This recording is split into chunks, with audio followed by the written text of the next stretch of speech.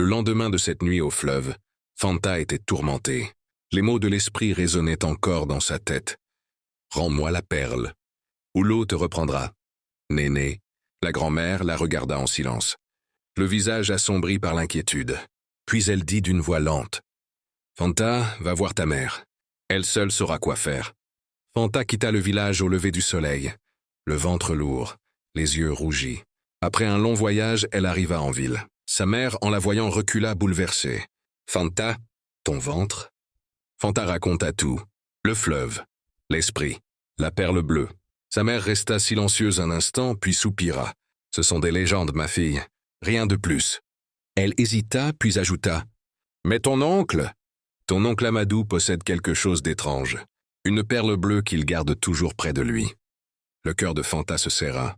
Elle savait ce qu'elle devait faire. Elle marcha jusqu'à la grande demeure de son oncle.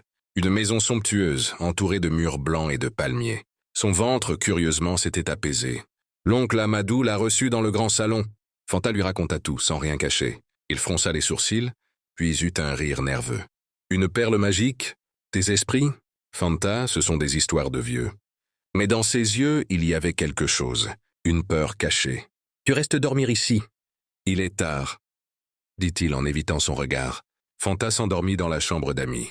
Mais au milieu de la nuit, un vent froid s'infiltra dans la pièce. Une voix résonna dans sa tête claire et impérieuse. « La perle est ici, Fanta. Ramène-la-moi. » Son cœur battait à tout rompre. Une lumière bleue apparut et se mit à glisser lentement vers le couloir. Fanta se leva pieds nus, tremblante, et suivit la lueur. Chaque pas résonnait dans le silence de la maison endormie. La lumière s'arrêta devant la porte du bureau de son oncle. Fanta poussa doucement la porte. Sur le bureau, dans une boîte de verre, brillait une perle bleue, parfaite, presque vivante, la même lumière que celle du fleuve. Elle la prit entre ses doigts. Une chaleur étrange parcourut son corps, et dans un souffle de vent, la voix de l'esprit murmura encore « L'eau attend ».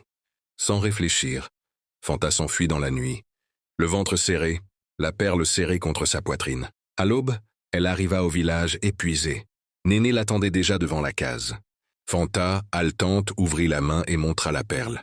La lumière du matin s'y refléta comme dans une goutte d'eau éternelle. Néné resta silencieuse, puis parla d'une voix grave. « Fanta, si tu rends la perle à l'esprit, ton ventre sera délivré, mais tu ne pourras plus jamais enfanter. » Le monde sembla s'arrêter. Fanta sentit les larmes lui monter aux yeux.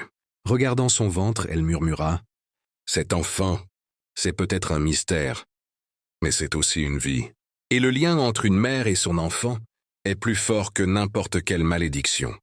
Ce jour-là, Fanta décida de garder la perle bleue. Elle la porta autour du cou, non pas comme une promesse, mais comme un choix d'amour et de courage.